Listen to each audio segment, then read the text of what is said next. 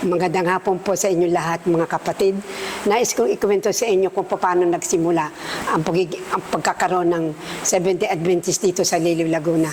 Sa pamamagitan ng aking biyanan, siya po ay nangaral dito sa ating iglesia, sa ating bayan. Kasama po si Nachering Arnisto. Sila po ay magkatulong na nangangaral dito sa ating bayan. Sa pamamagitan ng aking biyanan ay nagsimula ang gawain na katulong si Dakadoming, si Kabadong at si Kadigo. Siya po ang katulong, sila ang may dala ng mga gamit para sa pangangaral dito sa ating iglesia, sa ating bayan.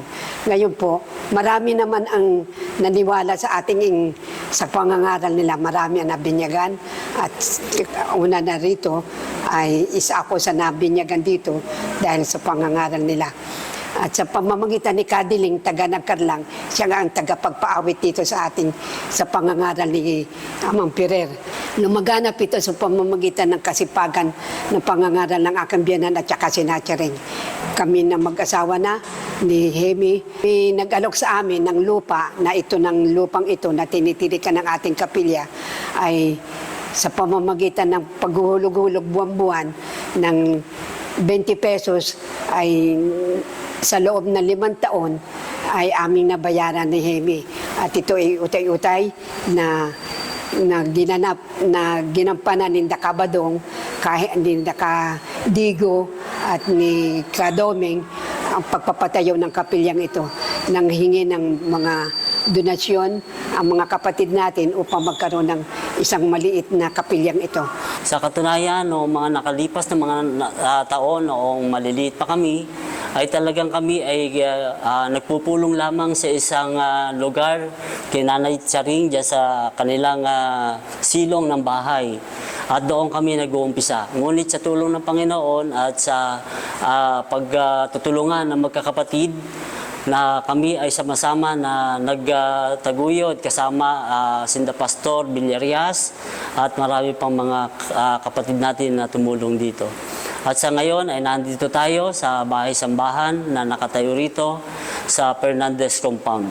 Tunay po na napakabuti ng Panginoon sa bawat isa sa atin sapagkat damang-dama natin ang kabutihan ng Panginoon sa anumang mga nangyaring mga unos, mga pandemya na sumapit sa ating buhay, sa nalolooban na bago sumapit ang 55th anniversary.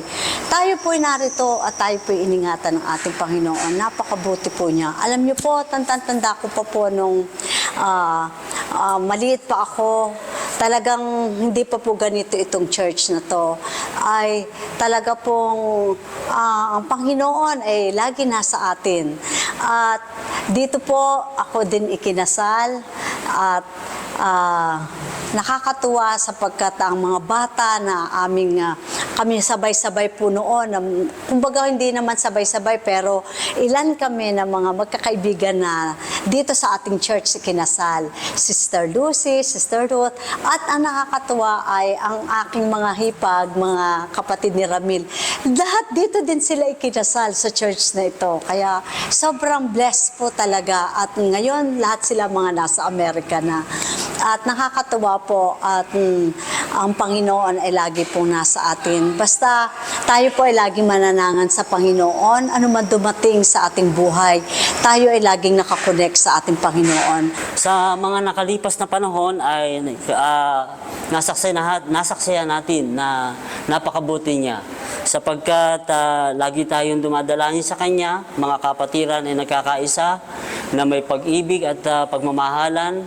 Kung kaya sa pamamagitan nito ay nakasama-sama kami na laging naglilingkod sa Kanyang bukiran. Sabi nga ay maging kasangkapan tayo sa mga panahong darating na itaguyod ang Ebanghelyo na magkakasama-sama ang mga kapatid na humahayo upang maglingkod. At ngayon ay pagsumikapan nating buhay at lumalagong iglesyang Kristiyano ang maranasan sa biyaya at habag ng ating dakilang Diyos at tagapagligtas na si Jesucristo. At sa pamamagitan nito, dumami ng dumami ang ating kapatiran dito sa ating bayan. hanggang sa lumaganap ito, hanggang sa naging sa Magdalena, sa Kalumpang, nangaral din sila, ang aking biyanan at saka si Natcharing. Ang lupang ito ay itinayo ng mga kapatiran natin. Sa pamamagitan ni Fred, nanghingi siya ng donasyon sa San Pablo, sa mga kapatiran doon, upang ang bahay na ito ay naitayo sa pamamagitan ng panghihingi ni Fred Pales. Dahil sa tuwa, dahil tayo ay nagkaroon ng iglesyang ganito, nagkaroon ng bahay dalanginan. Napakabuti ng Panginoon. Ang Panginoon ay dakila. Ang Panginoon ay faithful. Sapagkat sa loob ng 55 mga taon, halos kalahating dekada na tayong nakatayo dito sa Fernandez Compound, nananatiling matatag ang iglesia. Ang mga ito ay bungad at dala ng matinding pagmamahal natin sa Panginoon, at ang Panginoon ay kaibuti sa ating lahat. Umabot tayo sa unang Sabado ng 2025 at ating idalangin sa Panginoon na makarating pa tayo sa pangatlong Sabado ng January 2025, sapagkat ang araw na ito ay napakahalaga. Ito ay January 18, 2025. Ito ang selebrasyon ng ating ika-55 founding anniversary. Sa Panginoon, sabihin natin God is good. Sa Panginoon, sabihin natin God is faithful. Tunay na napakabuti ng Panginoon sa atin pong lahat.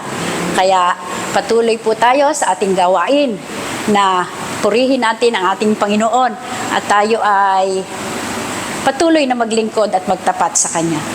Praise the Lord dahil muli ay sumapit tayo sa ika-55th founding anniversary ng Liliu Fernandez Church. Ako po ay lubos na nagpapasalamat dahil sa mahigit na 20 years akong napalayo, pero hindi ako pinabayaan ng Panginoon. Gumawa siya ng paraan para ako makapanumbalik.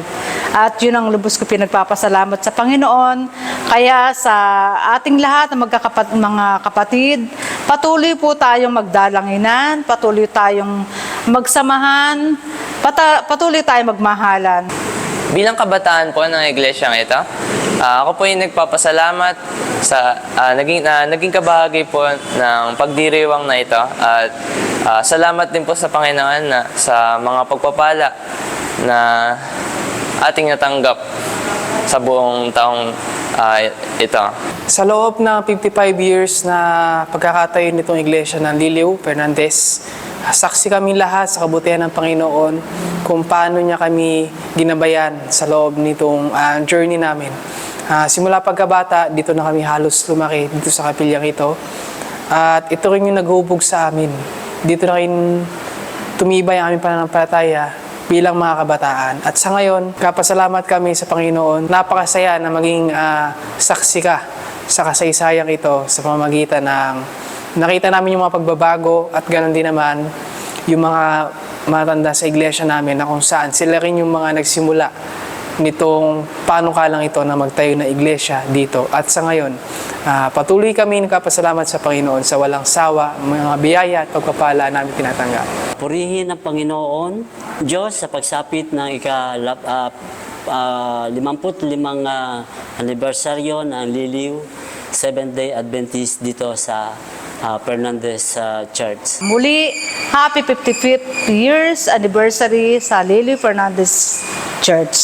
Happy 55th anniversary, Liliu Fernandez Church. Happy 55th founding anniversary, Liliu Fernandez. Happy 55 years church anniversary.